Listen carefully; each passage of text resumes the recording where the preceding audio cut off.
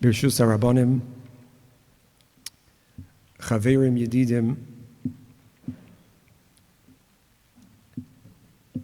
Obviously, Rav Weinberger Shalita does not need an introduction.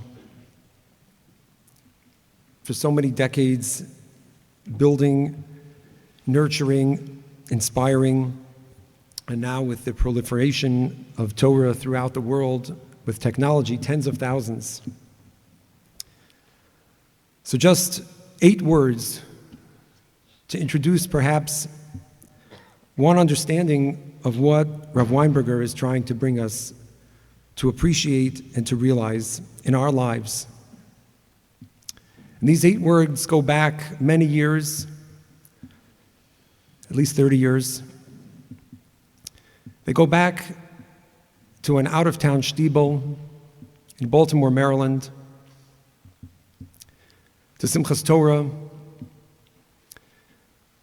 where an eclectic, small group of Jews, 4.5 Chassidim Bali Tshuva, the rest old European Jews, everyday Voile Yidden, and my family, my father with his kippah sruga. And we stood around the bima on Simchas Torah in the new building. The new building means that in the old building they had wood paneling walls and old open fluorescent light bulbs. In the new building, it meant that the walls were painted and the fluorescent light bulbs were colored. That's the new building. And we're standing around in the new building at the bima in the middle of Hakafas, and primarily the children, everyone's gathering around because the Rebbe has an important message to share with us. And each year he would stand at the bima, his thin, frail form, he leaned with his elbows on the bima, he wore the beautiful shtreimel and the talis with the Rebbe Torah, and on Yontif he wore a beautiful black and blue bekisha with gold trim. And he looked at us and he shared a telegram. And this telegram in the later years, someone whispered in his ear and it became a fax. And then way at the end it became an email. And he looked at us, at the children primarily, to share this with us. And when he looked at us and we looked at him, he smiled, and that was really his trademark look. Because he was kulo ahava, he was all love. And even though when he came from that world to this world in America, the Satmar Rebbe told him that even though he had lost his wife and 5 children, he should come to Baltimore and set something up small for himself. He was always smiling, he was always joyous, he shone, he radiated love. When we would go to shul as kids, we would associate long white socks, weiße Socken, with lollipops, the flat, round lollipops in the square plastic, because the Rebbe was also the candy man with his hadras spanim and beautiful white peilach. The Rebbe had love for everyone. He always smiled. And he smiled at us in Simchas Torah. He used to smile on Purim. There was one guy, I mentioned to Rebbe the Daf Yomi Chever early in the morning, so there were all kinds of balabatim, amazing, wonderful, special people. So there was one doctor who used to come, and every year he came special to daven mincha by the Rebbe because on Purim, he used to come and daven mincha. He would rent a costume. One year he was Captain America. Next year he was, a pirate. And he always davened for the Amud, and we would dance after the words, and the Rebbe would just smile. He would smile. Even Nebuch, there was one guy growing up. His name was Fred. And I didn't understand this as a child, what that meant, but he would come into the shul and he was wearing camouflage and he wore jeans, pants, and he had wild kind of hair, and he wore one of those plastic yarmulkes. And later it turns out that he was a Shever Kli from the Vietnam War. And sometimes he would come regularly, he would give out cards that said he was the Mashiach and he was running for president. And he would come in and sometimes there would be a little bit of a tumult and somebody would get upset. But no matter what would happen, so maybe somebody would get upset, he would always sit down next to the Rebbe and the Rebbe would smile and everything was okay. Because the Rebbe was so much love for all of us. And he looked at us with those eyes that shone that love. And he told us he had a telegram, and I don't know where he got this telegram. Maybe he got it from Brid, which is where he was the Rav in Hungary before. But it was so important to him to tell us this telegram that he repeated it over and over. These 8 words, which maybe is what Rav Weinberger has been trying to tell us all these years. The Rebbe looked at us, and he would have a specific hand motion, and he would say, Lehizvada, which means it should be known, that it should become known. And he would repeat it again, Lehizvada, Ilehi gulois, and that it should be revealed. And then he would lift up his finger and would say, Ki Melech, that he, and the Rebbe Shalom, he's our king. And then he would circle around with his finger, Al Kol Ha'urez, and then he would look at us and he would motion that we should follow him with these 8 words. And we should take this telegram and teach it to our children. He would say, Le'izvada, Le'izvada, Ilehi gulois, Ilehi gulois, Ki Melech, Ki Melech al kol ha'urez. And then he would say, and he would lean on the stand and he would go, Le'yezvada ilegulois, Le'yezvada ilegulois, Le'yezvada ilegulois. And he would rock back and forth and close his eyes, and he would just convey to us that energy, that love, that feeling. So I'll ask you to follow me, please. Le'yezvada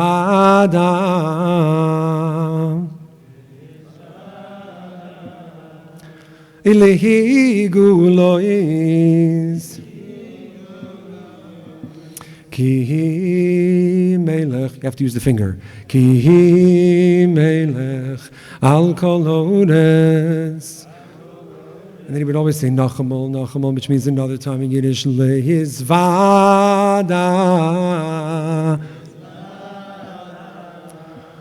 Ilehi gulois, Ki Melech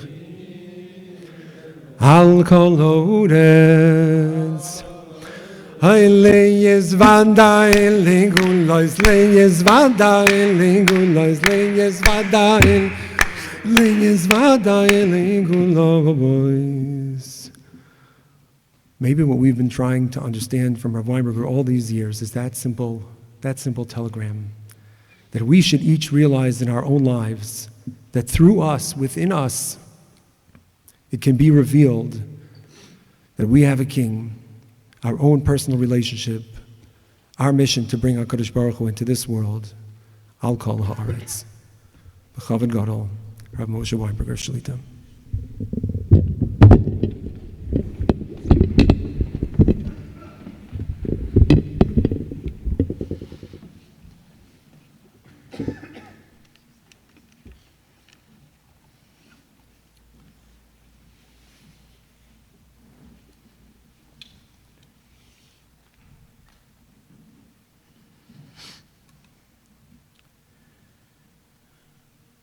When I was coming from the airport with my dear friend, Yaakov Danishevsky, driving from the airport, and he asked me, why do you come to Chicago? Why are you coming back to Chicago? Because he knows that I very, very rarely go places these days. I just don't have time. I used to love going early, many years ago, before it got so busy with the shul. I used to love going to different places to see Amcha Beis Yisrael. I used to love seeing different communities, smaller than Chicago, not just big cities. Chicago's a big community, but to go to different places. I love meeting people in these places and going to the little supermarkets with the kosher food and being toiveling among Jews. You know, we were singing before the Rishna Niggin, from the Holy Rishna, and the Rishna used to dance. He used to go like that when he danced. He used to dip and come up, and they asked him why, and he says, Mikveh Yisrael Hashem, I'm among Jews, and when you're in a mikveh, the Jewish people are called Hashem's mikveh. Mikveh Yisrael Hashem. When you go to the mikveh, you toivel. You know, so I'm with Jews. I want to toivel. I want to immerse myself with Jews. So I used to love going to mikvahs all over to immerse myself among Jews. But I haven't had the time for so many years. It's been very hard to get away. So Rabbi Yaakov asked a good question. So why do you come to Chicago? I was here a few years ago. So that's the answer. That's the answer. Where do you have a Rosh Kollel that does that?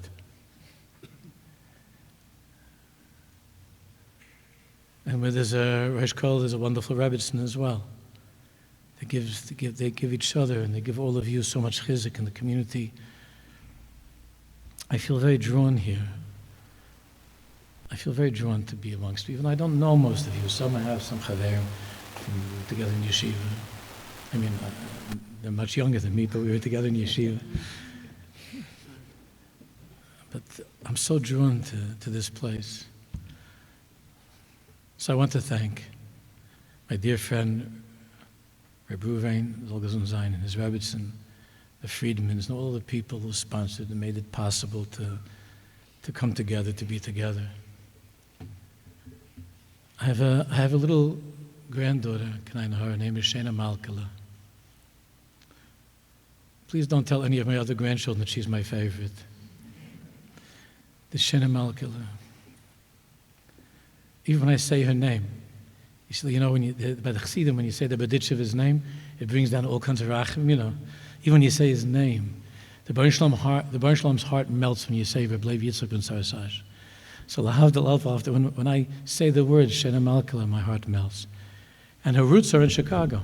I don't know if any of you go back that far, but my mechutanim, my dear mechutanim, are the Perlaus, the Novominsker Rebbe's nephew, and the grandfather was a Rav here in Chicago years ago. I don't know if any of you go back that far.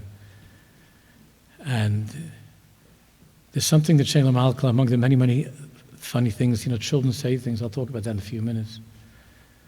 Children don't know all the chachmas, you know. They're honest. Until we teach them, until we teach them not to be honest. But on their own, they're honest. And my son-in-law really told me that, you can't hear? Yeah.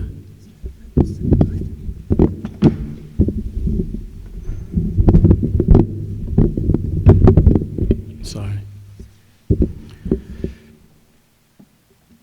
So my son-in-law really told me that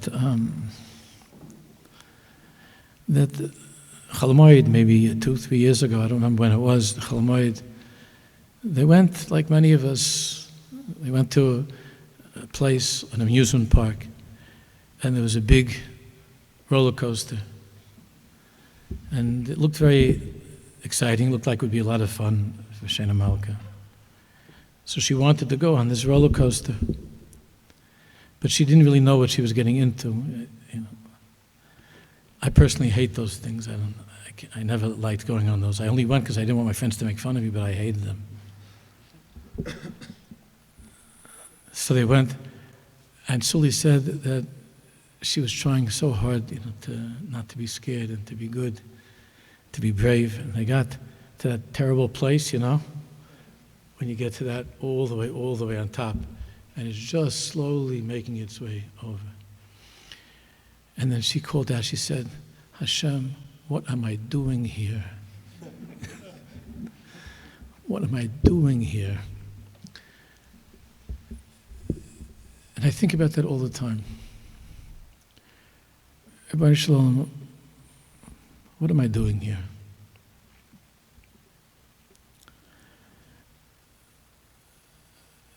Vayom Elokim, I want you to understand, Chaver, that I'm not giving a shiur now. We were talking a little bit about before some of the Chaverim, that it's not a shiur. I'm not saying a mimer or a shiur. Just some feelings that I had that I want to share with you. Because the question of what are we doing here on a Thursday night singing some songs in a gym? What are we doing here? It's a strange thing. Hanukkah is over.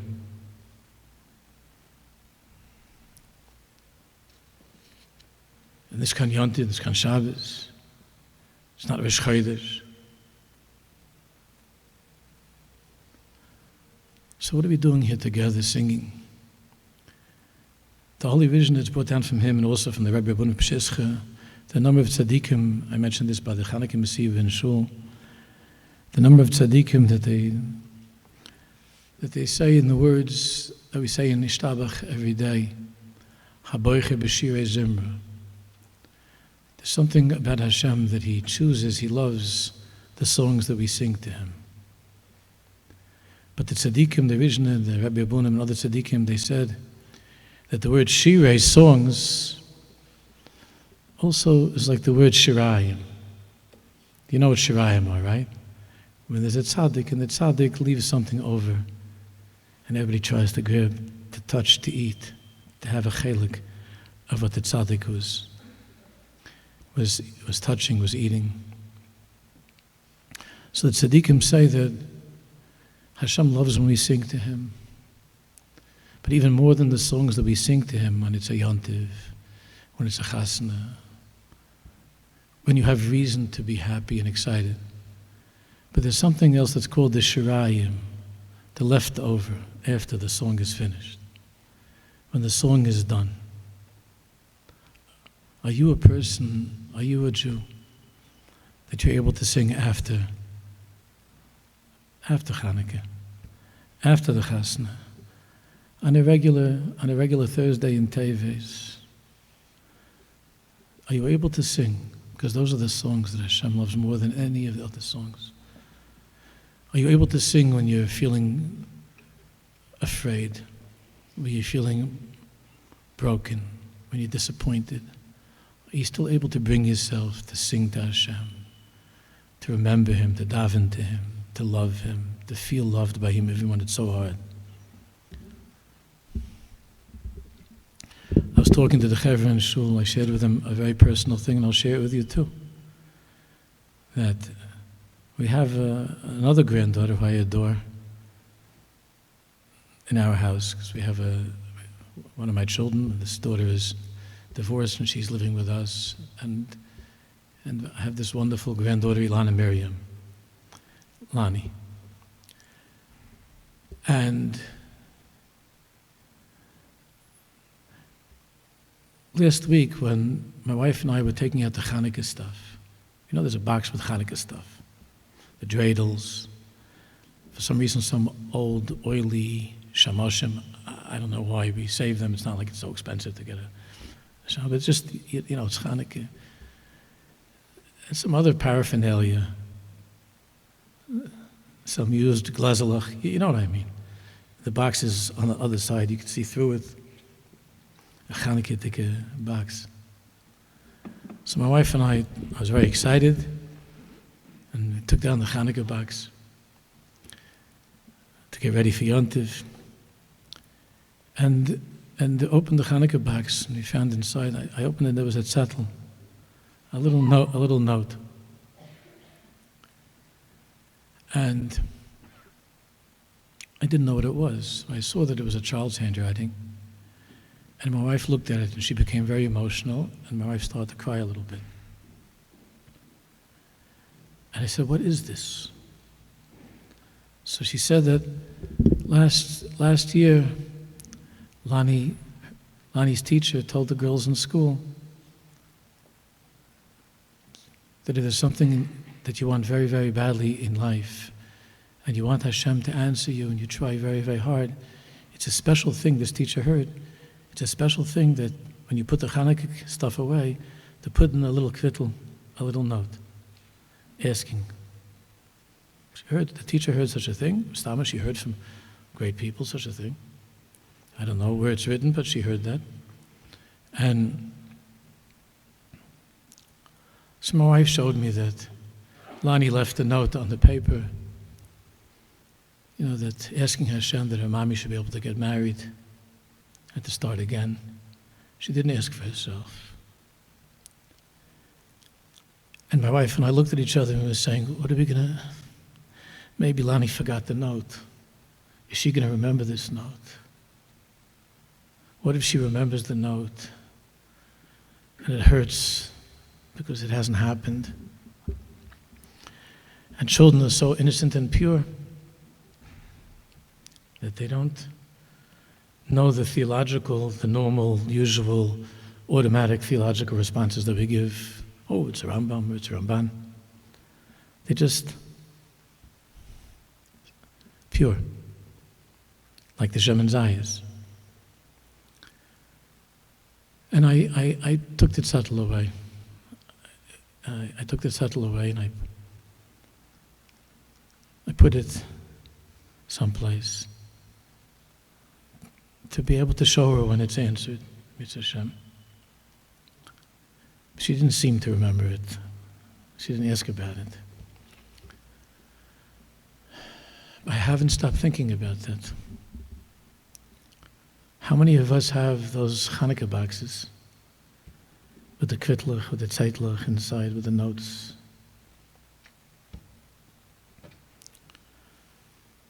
And how hard it is, noch a Hanukkah,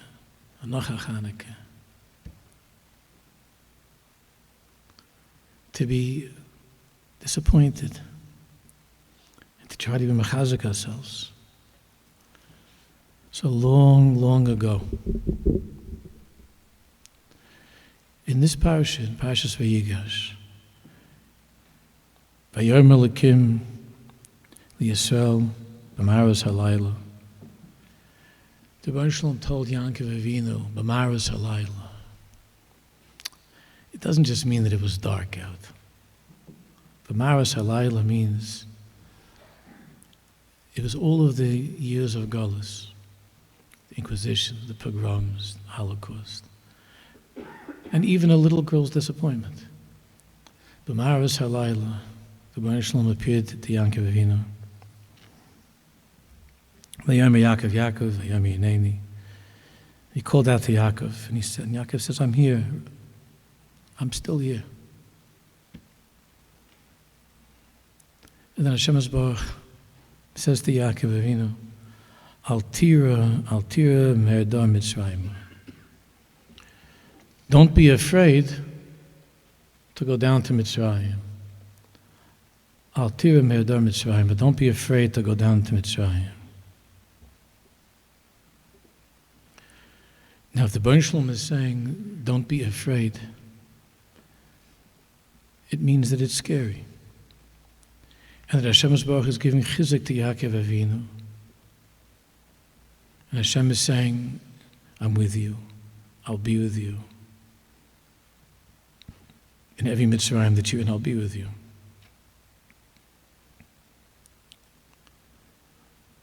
But we're not zeicher to hear from Hashem Yisborach like that, like Yaakov Avinu. So how did Yaakov Avinu give that over to us? How did Yaakov Avinu give that over to us? That feeling of, don't be afraid. I'm with you. So, next parasha, the end of Bereshis, of course, that's when Yaakov Avinu talks to the children.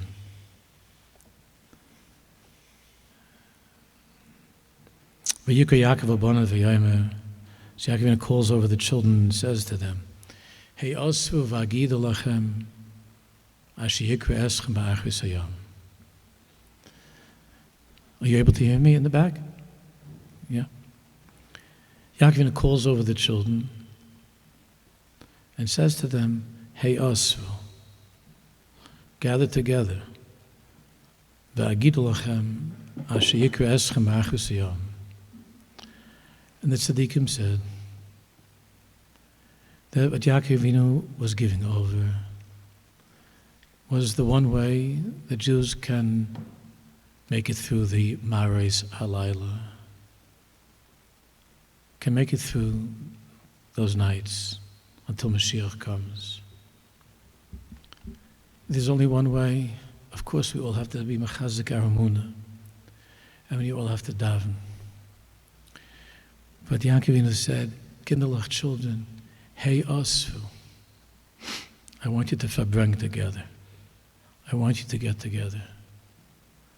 And I have one sister, and we're very close. I think many of you know that my father's no longer here, but my parents went through the Holocaust. And they had a very long night that really never ended, with all of the mornings afterwards that they were zeicher to have, and the children, the grandchildren, and great-grandchildren. But like Elie Wiesel wrote in his book Night, it was a long night afterwards. It was a night that didn't end. And the last few weeks of my father's life, he was really not talking English anymore. He was going back to Yiddish and Hungarian. He was hardly saying anything of the present. But the one thing that he said was one of the last things that he said. My sister and I were sitting together, and he said, in his own way, he said, "Children, my parasha is ending. Hey, Asu, I want you to always be close with each other. Gather together. The families. Hey, Asu v'agidolchem. Asher yikra eschem achas the Bnei Yisrael said that ba'achas yom, at the end of time, there's no other Eitzah other than Jews gathering together. So to begin with, I want to thank you for gathering together on a Thursday night in Teves. The women are here, so they're thinking what's going to be with Shabbos. It's a short day tomorrow, you know. So either you already made Shabbos, could be. But hey, also, all of us feel that our chiyas, our life, comes from us being together with each other. And talking for a few minutes about the Creator. And to ask, like Shannon Alcala, whoa, what am I doing here? What am I doing here? So I want to talk to you for a few minutes. Again, it's not a shir. Maybe a different time we could have a regular shir. But just to talk a little bit for a few minutes.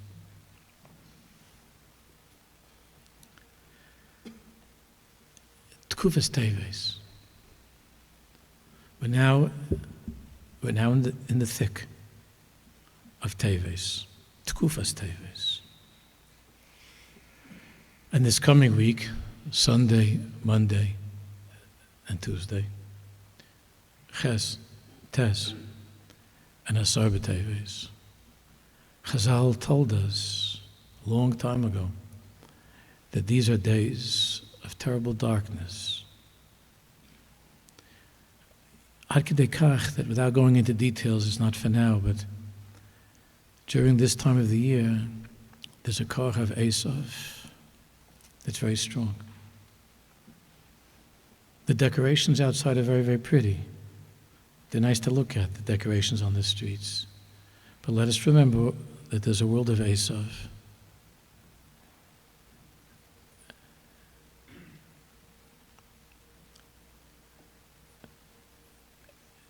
And this time of the year, there's a tremendous koach that Esav has. That's why there's such a tumah in the world at this time of all of these things without going into details. But more specifically, these 3 days of Ches, Tes, and Asar B'Teves, I want to talk about what they mean to us right now in our Avodas Hashem, and how to fight against the Maros Halayla of Teves, the winter of Teves. Because all of us go through winters, sometimes even during the summer. So you all know that on the 8th day of Teves, the Torah is translated into Greek. The Targum Shivim, the Septuagint, I think it's called. Did I pronounce it right? Septuagint, I think that's, yeah. I did that in college, I don't remember though. The Targum Shivim, the Torah is translated into Greek. And already, Chazal say that there were 3 days of chayshach, of darkness, that came into the world from that translation. Even though it's very elegant, very beautiful, darkness, chayshach. Like by Chanukah, hechshichu einehem, darkness. Tes is more mysterious. Again, there's no time to go into the whole sugya. How we know this, it's not for now. But we know, and it was handed down to us, that that's when Ezra HaSofer died. And that's very significant. The one who brought us back to Yerushalayim and built the wall of Yerushalayim as Nehemiah.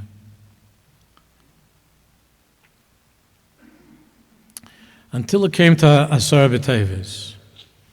And the Rambam in the 5th parak of Halachas Atanya, there the Rambam writes these words: V'asir B'Teves, Shaboy Somach Melach Bovel Nebuchadnezzar Harosh al Yerushalayim. It was on the 10th day of Teves that Nebuchadnezzar, the king, the evil king, the Melech Rosha of Bavel, besieged Yerushalayim.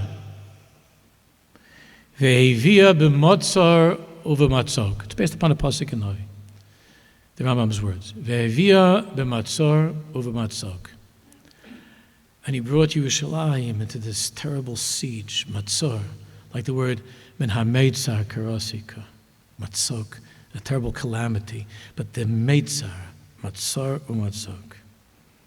The word Mitzrayim, as the Sfarim tell us, comes from that meitzarim.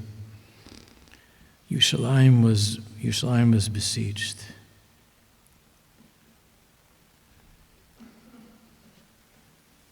And you know, again, without going into the Sugya and Halacha for now, but I think that you all know that there's a certain chumrah that we have by Asar B'Teves, which the poskim talk about.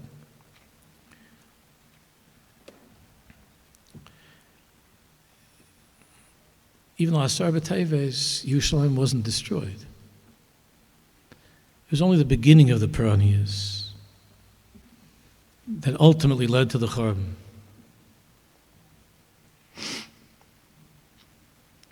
And many Sfarim talk about why is Asar B'Teves significant. But listen, Chavra, the same way we said the words, but when he lit the candles of Vayom Ahim Bizman Hazeh, the same way when we were talking about something wonderful like Hanukkah, we say Vayom Ahim Bizman Hazeh.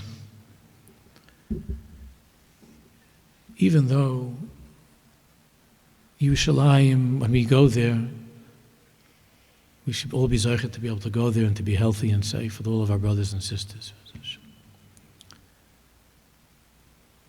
Even though when we go there, it's so beautiful. Klilas Yaifi. And the walls are up.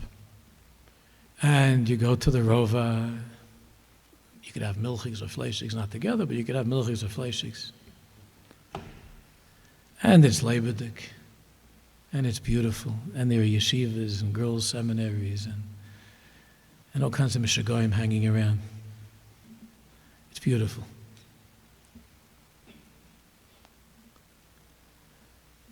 But the emes is, if you have Yiddish Eugen, if you have Jewish eyes, even though the walls are built, but of course the Churban is still here, and we still have Tisha B'Av. But not only is the Churban here,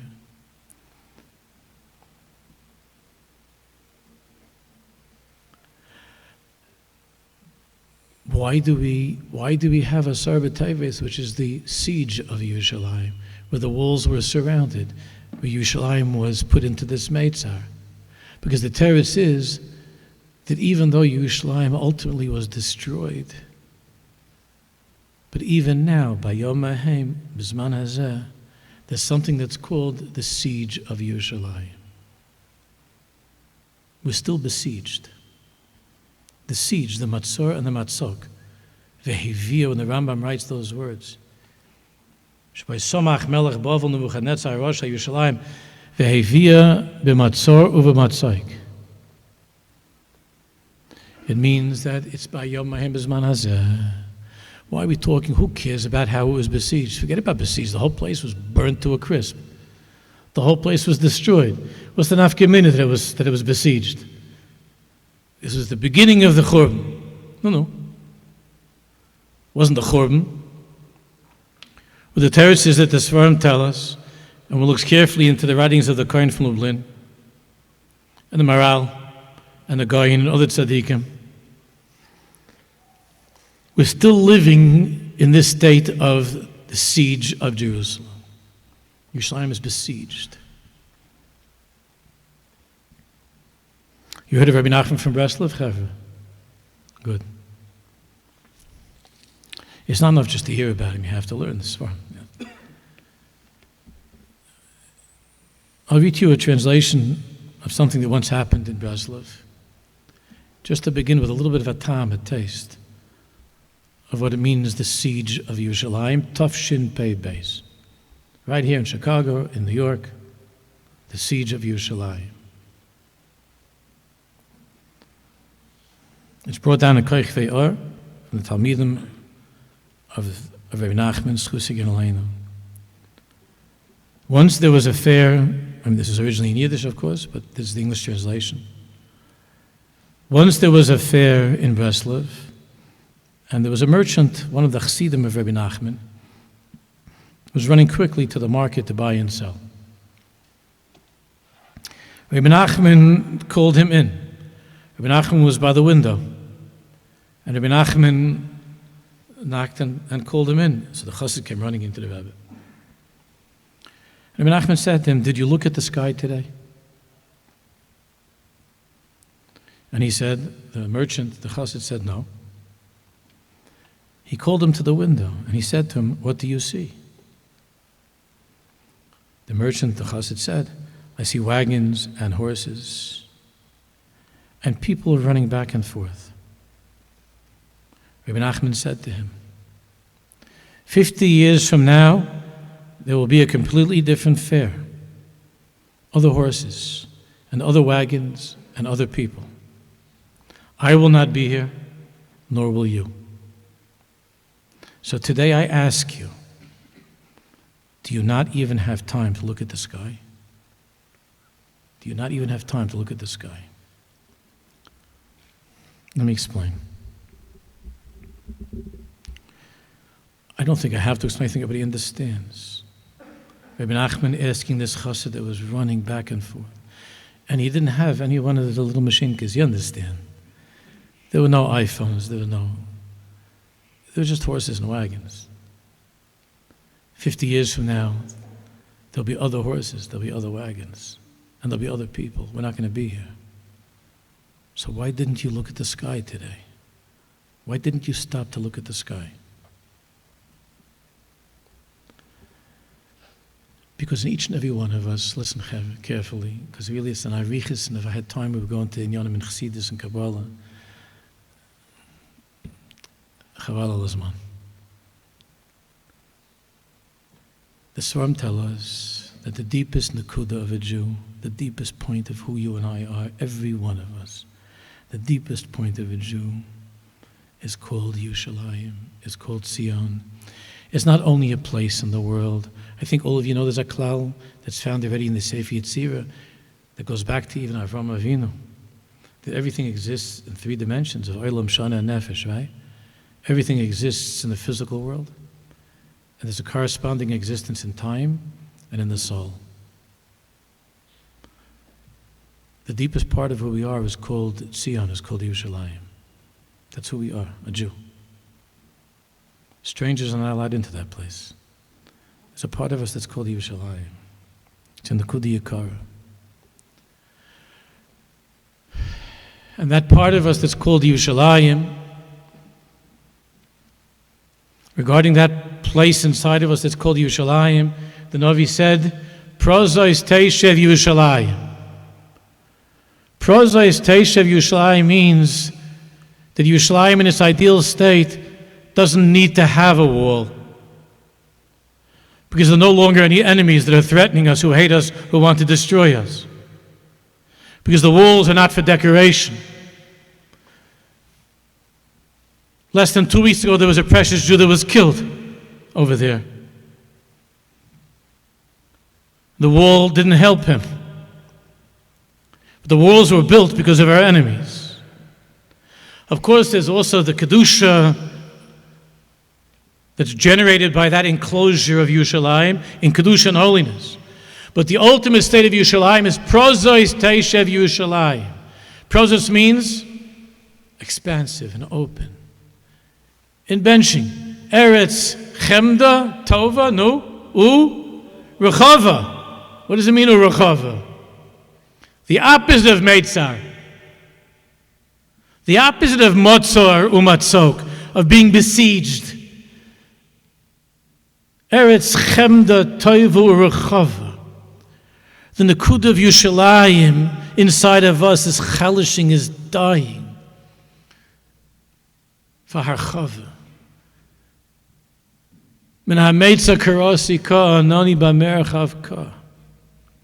For expansiveness. Harchivi mokam oholech. Golus is a time and a place of smallness, of constriction, of pettiness. Think about the pettiness of this past day. Think about some of the arguments, some of the silly thoughts. The Piasetznas Chusileno, the Yeshkai, said that if a Jew would see written down in a book the machshavos that he had from one day, the crazy things that he thought of in one day, he would be embarrassed, he wouldn't be able to lift up his face. If there would be a recording, it would be played out on film, what a person thinks about during a day. The shtusim, the havolim, the narishkeiten, the kleinigkeit. I had a thing last week with a family, not from my neighbor. There was a family I was talking to and I'm working on trying to get them two together, where there are these two sisters that they haven't spoken to each other in 45 years. And one of them is now dying. And I'm begging the other one to come and see her sister. But she was slighted. She was slighted at a simcha 45 years ago.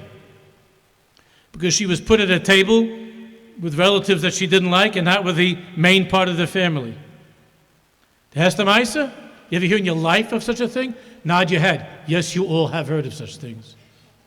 And some of you might have even been involved, God forbid, in similar things like that. 45 years I said, Rebbe, your sister is dying. Come to say goodbye to her. Yosef and Benjamin cried on each other's shoulders. You know what an avla the brothers did? You know, they cried together. You know what an avla, what an injustice the brothers did to Yosef HaTzadik? And not only that, if you knew the sorrows that these two sisters went through in life, I'm not going into what they went through before. And they had each other. The children are not allowed to talk to each other. They do, secretly. But oy vavoy, if the mothers find out,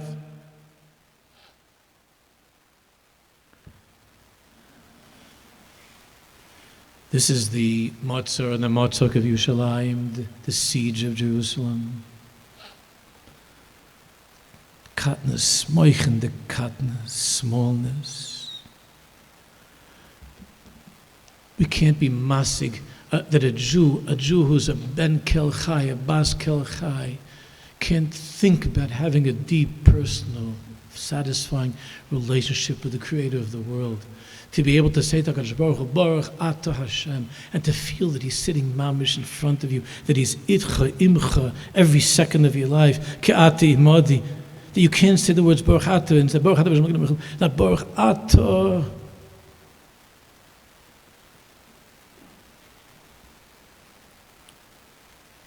You heard of Rav Kook also? We have some poems from Rav Kook.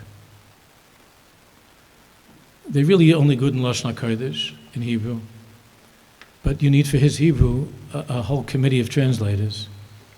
He had his own Lashon HaKodesh. It's very hard. So there's a poem, we have a sefer, a collection of chadarav from some of his personal things. And one of his poems is called Merchavim. He didn't write it as a poem. It was like a diary.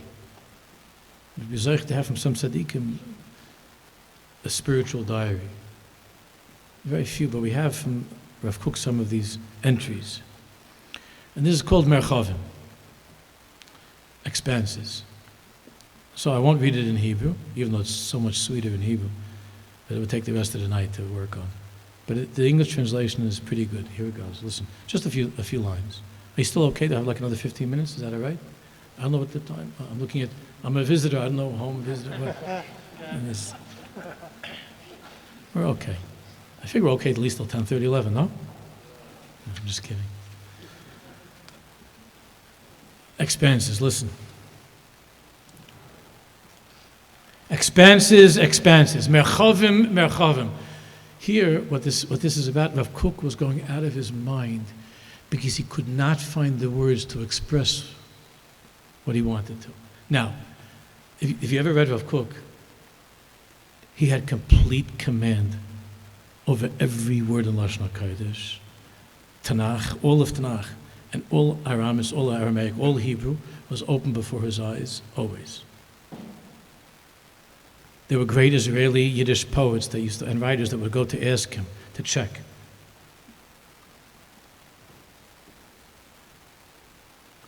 He was suffering. And he writes, expanses divine, my soul craves. Confine me not in cages of substance, of physical substance, or of spirit. My soul soars the expanses of the heavens. Walls of heart and walls of deed will not contain it. Morality, logic, custom, my soul soars above these, above all that bears a name, above delight, above every delight and beauty, above all that is exalted and ethereal. I am lovesick, I thirst for God, as a deer for water brooks. Alas, who can describe my pain? Who will be a violin to express the songs of my grief? Who will voice my bitterness, the pain of seeking utterance, of seeking a way to speak to you, Hashem? I thirst for truth, not for a conception of truth. If I ride in its heights, I am wholly absorbed by truth. I am wholly pained by the anguish of expression. How can I utter the great truth that fills my whole heart? To nations and individuals alike, the sparks abounding in treasures of light and warmth stored within my soul. It goes on.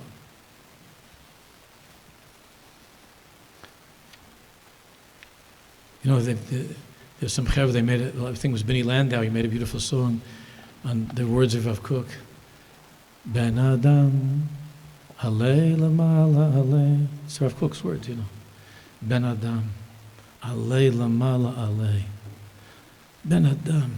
That's how Yechezkel Hanavi spoke. I'll tell you why it was Yechezkel. That's how Hashem spoke to him, Ben Adam. Ben Adam, Alei Lamala Alei. Higher and higher. Alei Lamala Alei. Yesh lecha kanfei ruach. You have kanfei ruach, wings that soar.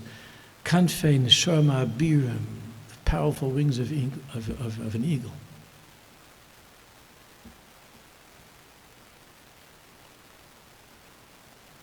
This is called, inside of us, Yerushalayim. Yerushalayim cannot bear the confinement of any siege at all. Yerushalayim was meant to be prozes teshev. Even though the walls, of course, are important, again, and create that protection, but Hashem promises in the future he'll be a chaymas eish, a fire, a wall of fire, not of stone. That's the nakuda within us. That's like a child, that's simple, that's pure, that doesn't feel the lachas, that pressure that you and I feel, that we live in such a mokum tsar, in such a narrow world, in such a narrow place, that we're so stuck. I'm not talking here anti-technology. I'm not from that chavra, and I understand the need for it, and I get it. But what it's done to our lives, how it's created such a katness, a moichende katness, that's made such a motzer and a motzer. You see, because there's a day called the Asar B'Teves, and Asar B'Teves is not the churban of Yerushalayim. Yerushalayim was not destroyed, and the wall wasn't destroyed on Asar B'Teves. It's not the churban of Yerushalayim. It's something different. It's the siege of Yerushalayim. And the Sfarim bring the Chazal that say, Lo nivnes atzur, ele michurbana Yerushalayim. There's a type of churban that's called tzur. Now, tzur is a place, And lo niblis tzur el michurban Yerushalayim. That means that our enemies become strong. Tzur becomes powerful when Yerushalayim is destroyed. And Reb Tzadok from Lublin says that tzur is the lashon of tsarus ayin, a small way of looking at things, a small way of thinking. Motzar umatzok min hametzar Mitzrayim lo nibnis tzur el michurban Yerushalayim.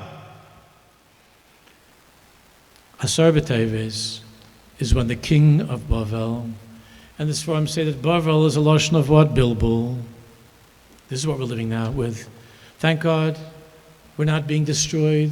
There are plenty of people who would like to get rid of us. But thank God, I don't know, over here you have to have security by all the shuls and everything. So by us we have to have a whole crew of security people. Here too. Every shul has security. In New York, maybe not the shtiblach, but the big shuls all have security. And it's not a joke. There is a siege. We're not home. This is not our place.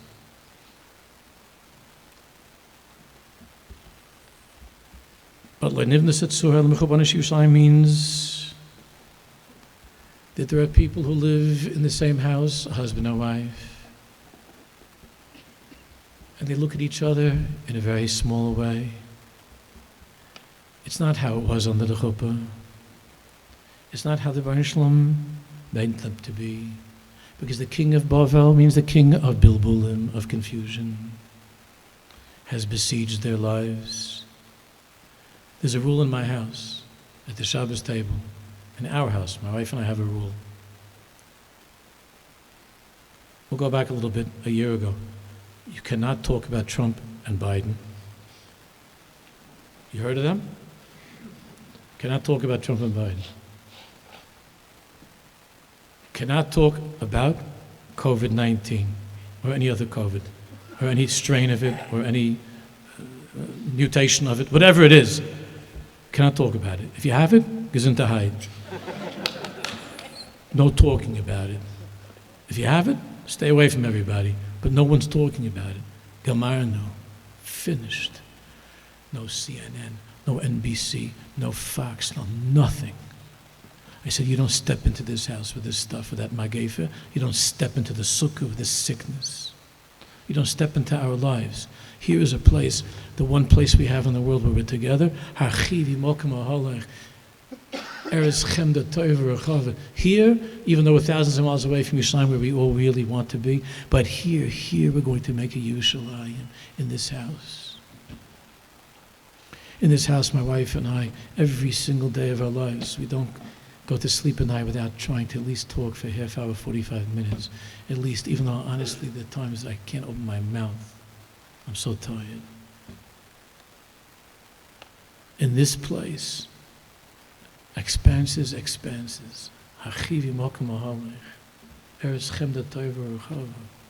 And not just to talk about it, to talk about Narishkeit. That our hearts should be opened. I said to you that Yechezkel is the Navi. You know, Yechezkel is the one that came with us into Golus. Vani b'sayich hagoyla. These are the words of the beginning of the Nevi'us of the Navi Yechezkel. Remember, it's our first experience since Mitzrayim, of course, but it's our first experience. It's after the Chorban. Al Naharas Bavel Sham Yeshavna Gam B'chinu. So it's the beginning really of Golus. We hadn't experienced that before. Mitzrayim is something else. We hadn't experienced that. The Beis HaMikdash was destroyed. We were driven out of our land in chains. Many thousands and thousands had died, were killed. V'ani b'soich ha'goyla, which I'm sure many of you know, that Rav Kook wrote a very famous thing, that v'ani, the I, the deeper I, the Yerushalayim of who I am, is b'soich ha'goyla. My whole life I'm just imitating and impersonating, but the real me, the ani, is b'soich ha'goyla. Al Nahar Kvar. It's an interesting river. Do you ever hear of the Nahar Kvar? It's a place called Nahar Kvar. I think in English they write C-E-B-A-R. I don't know. Something like that. or with an H, Cheber or Sibar. I don't know if there is such a place on the map. It's called Nahar Kvar, Naharos Bavel. There is a river there, but I don't know if it's called Nahar Kvar nowadays. But Nahar Kvar means there is a place when the Jews in Golas that's called Kvar. Kvar means whatever was good in my life, Kvar Haya. It already was. Once upon a time in the past, I was happy. Once upon a time in the past, I was able to daven. Once upon a time in the past, my wife and I were in love. Once upon a time in the past, the children were little and the house was filled with laughter. But that's already a Maisa Shahaya, an Alta Maisa, it's Nahar Kvar. So what's the Eitzah? All of a sudden the Navi says, Vani b'sachakal Nahar Kvar, Niftechu hashamayim ve'era maros elokim. The heavens opened up and I saw visions of God. Davka, that first Navi of Golas, who brought the Jews on the Haras Bavel into the confusion, into the tininess, into the pathetic world of CNN and CNBC and all of these things, and all of the shtuyot of our lives, that we don't have time to look at the sky. We don't have time to look at the sky. What do you think Rabbi Nachman was talking about? Astronomy? He wasn't talking about astronomy. He wasn't talking about with a telescope. He was talking about looking at the sky. Chevra, this place, this building in Chicago is going to be here 50 years from now. Not me, not you. Everybody should be healthy bis 120. There'll be other chairs. There'll be other things here. I don't know what's going to be 50 years from now. But we're not going to be here. And many of us are not going to be in the world anymore. So did you take the time to look at Niftuch HaShamayim, Ve'erem Aras Elokim, Expanses? Or are you stuck in the siege?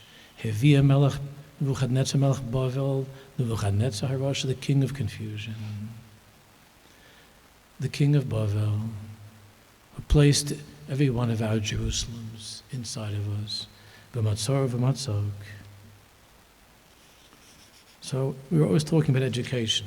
So listen to this sentence. I'm winding down. I hope it's okay. Please be moichel. I don't come here too often, so be moichel me.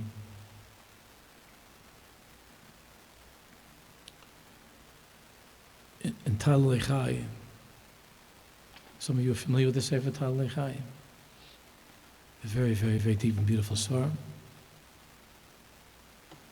Mechaber. It's a very deep and beautiful sefer called Hakitza V'Rananu. It's good for everybody to have the sefer Hakitza V'Rananu. There's some Jews that are working on translating it. It's Namasho.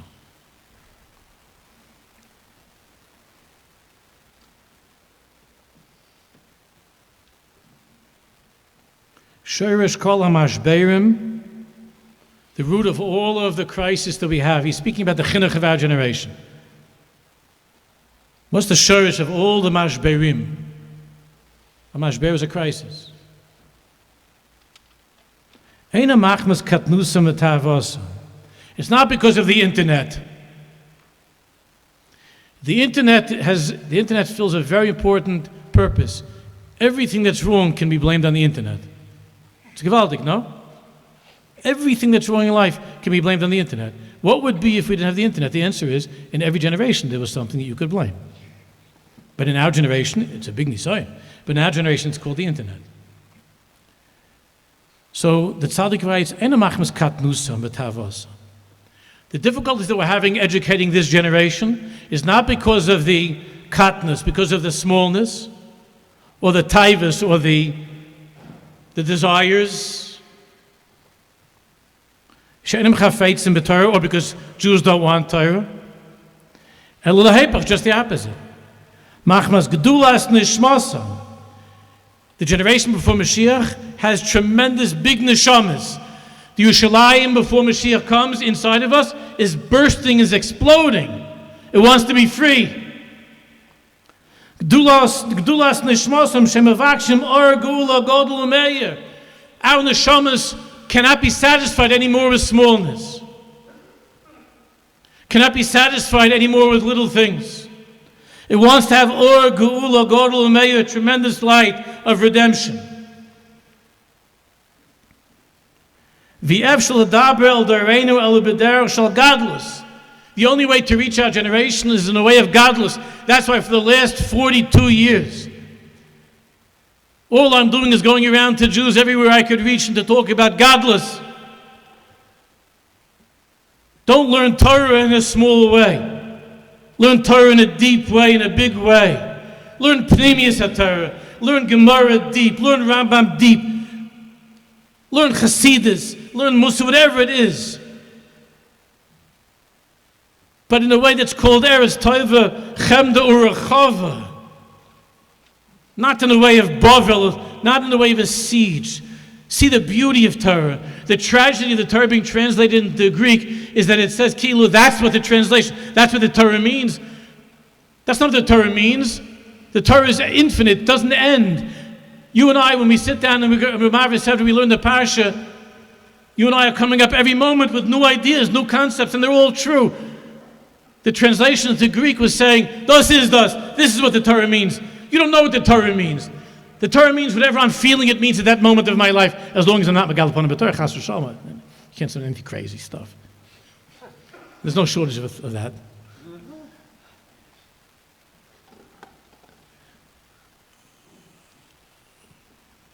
So the tzaddik is saying, "Iyaf shel adar b'derenu el b'derech shel gadlus u'machmas hakmiyah hapnimis elav." That because our generation before Mashiach comes, Yerushalayim is ready to blast away the walls. Yerushalayim is ready to blast away all the Yishmaelim, all of our enemies who are trying to kill us, and to blast all of that away, and to be open, to be like a little child that could say who he is and who she is, and what he feels and what she feels. So because of that, because of this deep longing for what? For godless, for something bigger, for something greater. Moasim heim bekatnes. They can't stand katnus. So many of the kids are being turned off because over and over the same things they're being taught in the way of katnus, of smallness. I can't go into arichas now on that. The same mahalach, the same way was taught 50 years ago, 60 years ago. The same way of teaching, the same ideas, the same concepts that don't reach, that are no longer relevant to the generation, or they're not speaking to our children, and then they go onto a website and they see fantastic, exciting, interesting things.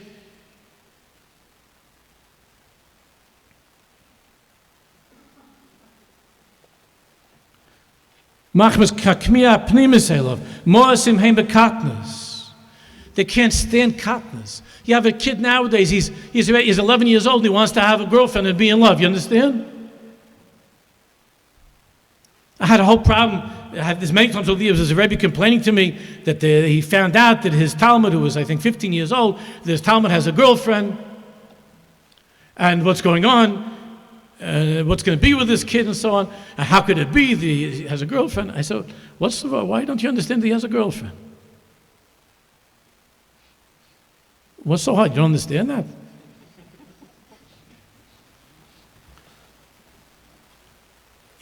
He goes to the pizza shop. There's a cute girl in the corner. She's looking at him. He looks at her.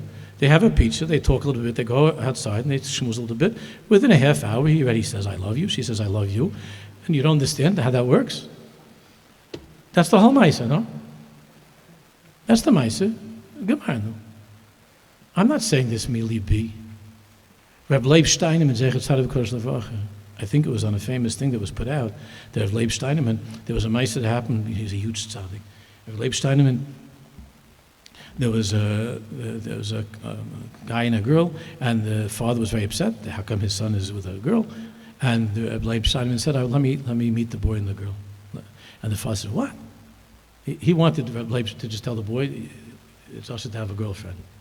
And Leib said, I want to meet them both, not with you. I want them to come to me.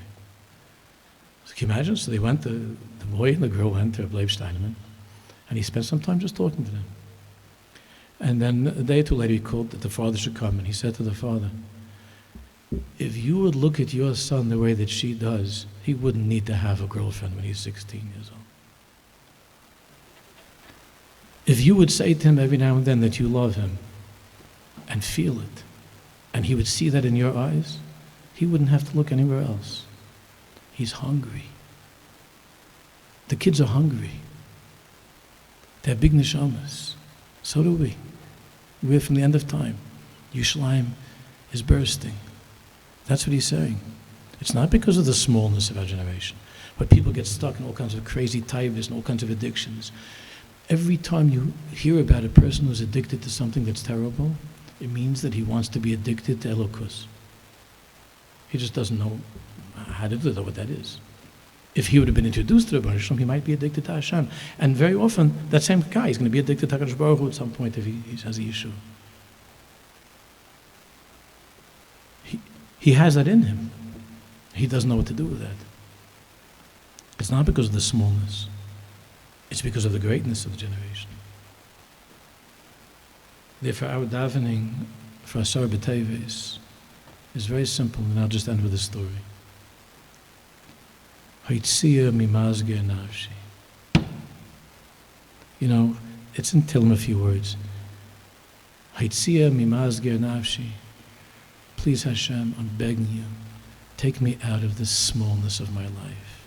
I'm locked up in a small place. Chazal tells that Noach, when he was on the Teva, he was getting already tired of it, you know? And he was asking Hashem, he was asking Haitzia mimazger, like, I gotta get out of here. Haitzia mimazger nafshi, please Hashem, take me out. When Yaakov Avinu said, Al nosik bereini b'Mitzrayim, it's coming up, right? Don't bury me in Mitzrayim. You know what it means? It means don't bury me. I want to get out of here. Take me back to Chevron. But each and every one of us, it means, please, Rebbe Shalom, I'm begging you, don't let me get buried in the Meitzarim of my life.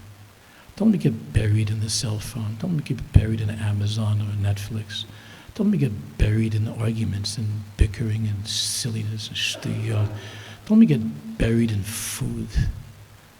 Don't let me get buried. I was someplace a few months ago, and how it ended up, I was with a very, very sweet chevra that are very well-to-do people, some of them, and this guy was showing off to me, and he said, Rebbe, he says to me, this bottle of schnapps, I don't drink. He says, this bottle of schnapps is $400. I said, really? Can I have it? Yeah. I take him and start to pour it onto the floor like that. And the whole place almost jumped on me and grabbed the bottle. That was like, I just did $50, you understand? I said, you're showing off to me a $400 bottle of schnapps? Shem sich nicht. You're not ashamed of that? You're not ashamed to go and to buy a piece of meat to put into your mouth for $200? You're not ashamed of that? Not that I don't like to see Jews enjoy themselves. And if you have a steak, isn't it? Have a steak. But to make it into a culture, there are people that call themselves foodies. Eating is like an Indian. Eating. A whole way of life. So that way of life looks like on the outside, it's such a harchava. Jews can afford to have a meal. 4 people sit down, they leave $2,000. What a harchava. No, it's like this. Microscopic. I knew Jews once upon a time would live in tiny little homes, but they were big people. You know, you heard of the Alter Rebbe, the Baal Tanya Susiyani, right? So he had a son. His son was the Middle Rebbe.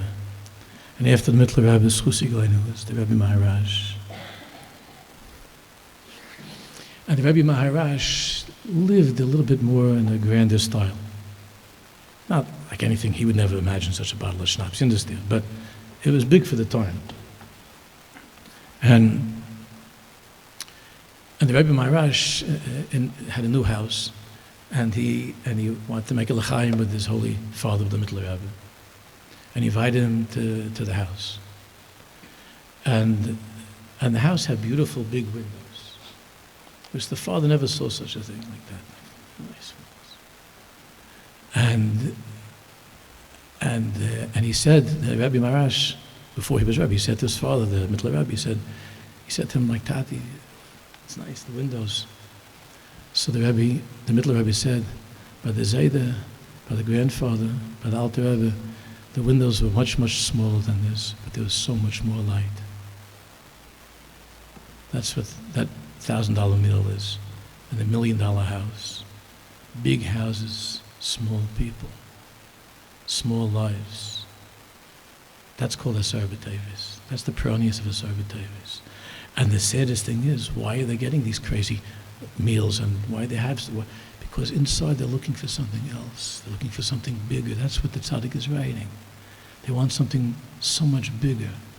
But if we don't give our generation big Torah, if they don't see us with big davening, with big ben am nachavera, with big simcha, I was saying we did before to do a rekud, and people sit around like it's Moshe Zakanim in this damn. I'm saying, what's the matter with you? Get up, you Jews.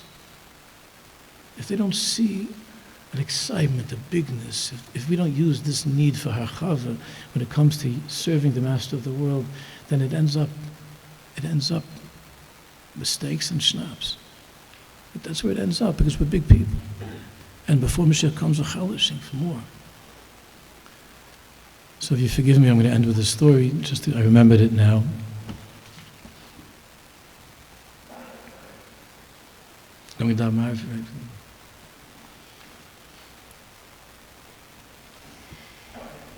I began telling you about a little child, and I'll end with a child. But the child inside of us.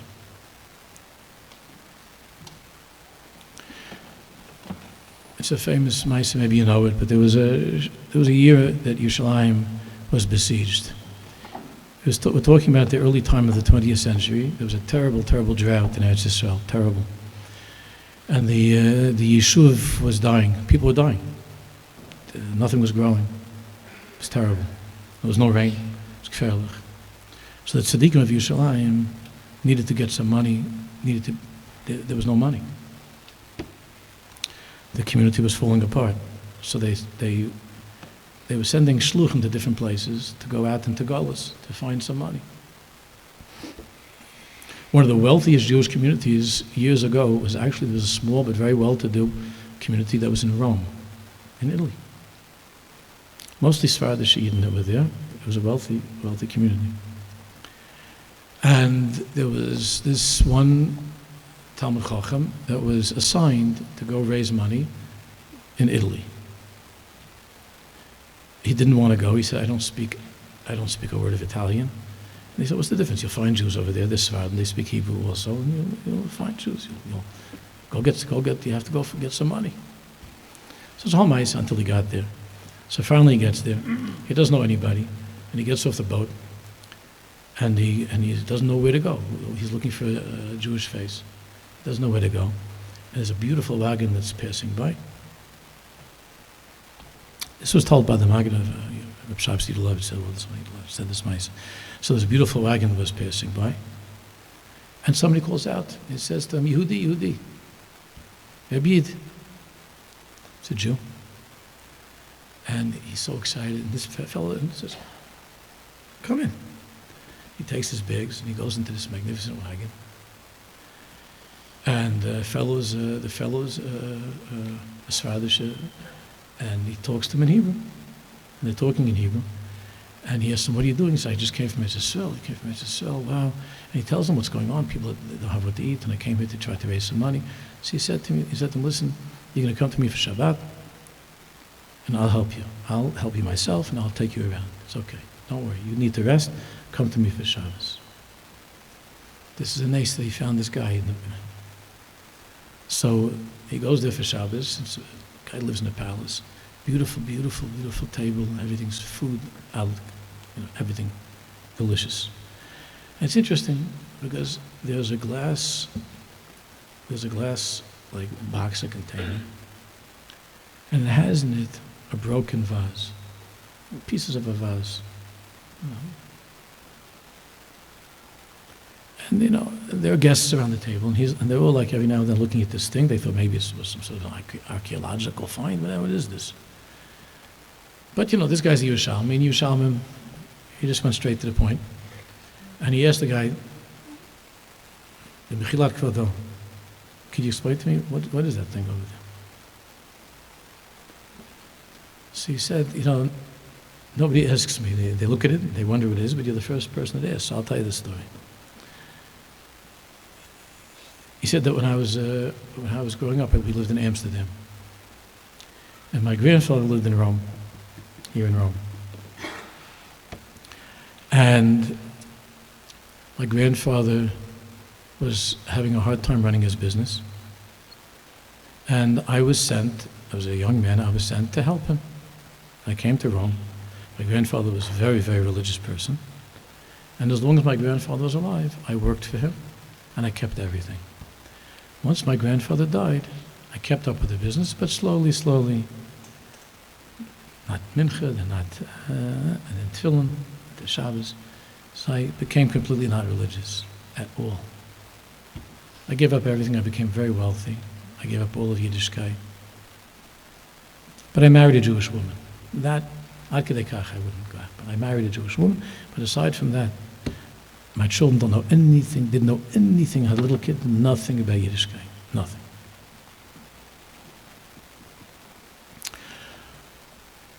I was finished with Yiddishkeit. One day, I was in some business meeting, and the meeting took place in the Jewish Quarter. In Rome, the Jewish Quarter. And I was finished with the meeting, I was walking, and there was a little boy that was running with a vase, with a container, a kad, and he slipped, and it broke, and the boy was crying. He was a Jewish boy. And I went over to him, and I asked him, what, don't worry. What is it? Because it was all over the floor, it was oil. He says, I'll give you money, you get another jar, don't worry. He was a very poor boy, you could see. And the boy said, oh, you don't understand. Every year, my father goes Erev Chanukah to get the jar of oil. And the man said, he was telling the story at the table, he said, I didn't even know that it was Chanukah. That's how far it was from Yiddishkeit. I didn't even remember that it was Chanukah. And the boy said, so every year my father would go, and every year I would say, I'm old enough, Abba, let me go buy the oil. And every year my father said, no, but this year my father said, okay, you're a big boy, here's the money, which my father had to save like a whole year to buy this thing of oil, and go and get the oil and come back, we'll get ready for Yontif for Hanukkah. And I was so excited, my father trusted me. And I went, and I bought the jar of oil. And now look what happened, it's all gone, it's finished. So he's telling this story, he said, so I gave him the money and I said, don't worry, here's money, and go buy another jar. You could buy 2 jars. Don't worry about it. And the boy was so happy, and he went skipping off to get another jar of oil. And I was standing there, and I looked at the jar, the broken pieces, and I looked at my life. And I couldn't believe that what had happened to me over the years. And I gathered these pieces together, and I got some kind of a shmat, and I wrapped them up. And I couldn't come to myself. I couldn't go home to my non-Jewish life. I couldn't come to myself. So I happened to be walking there, and I see a sign. I still understand Hebrew. And there's a sign that says that the Rav is giving a drasha, the Kavod Chanukah after candlelighting. He's giving in the big shul. He's giving a drasha. So I didn't go home. I had that shmat there with the pieces, and I went to the drasha. Nobody even knew that I was a Jew. I didn't look anything like a Jew. And the rabbi was speaking, the Rav was speaking, and I went into the back. And I walked in, he was saying the parasha at the time, and he said, when Yehuda said to his father, Eich ela alavi, v'nar enenu iti. How shall I go back to my father if the child is not with me? How shall I go back to Yaakov if the child is not with me? Binyamin, if the child is not with me. And the Rav said a drush, and he said, Eich ela alavi, how are we going to go back when we're 120? V'nar enenu iti. And I no longer have that innocence, that curiosity, that excitement, that love of God and love of life that I once had as a child. How am I going to face my Father in heaven? That's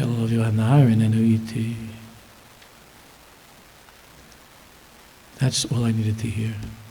I took the pieces and I went back and I spoke to my wife for a long time. I said, my wife and I both did tshuva. The children were already older. I couldn't bring them at that. But my wife and I started to keep mitzvahs.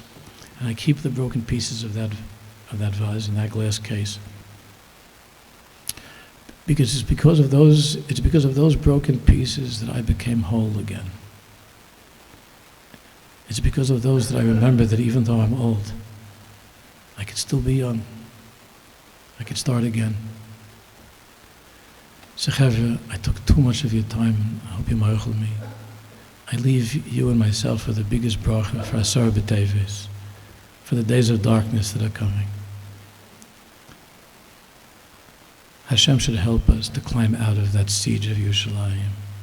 Hashem should help us to look at each other in an open, real way, to teach our children in a real, deep way, to daven with an open heart, to love each other with open hearts, open hands, open eyes, to end the siege of Yerushalayim, to not be besieged with pressure and with worries and with fear, to be open, to be like children again. So when time comes when we're 120, that this place will no longer be here, or there'll be other people here, or other chairs, or other whatever is going to be here, and we're not going to be here many, many years from now. But we'll be able to be with our Father, and to be able to say that, Father, I did my best to preserve the child of who I am. I did the best I could in myself and my children to preserve that nar. Hashem's Bar should help us. It's nari me'afakumi. We should be zeichet to see the end of the siege of Yerushalayim and the building of the walls of Yerushalayim, the wall of fire that Hashem will build. With the Gul Hashem Amitis, Meher B'Yameinu Amen.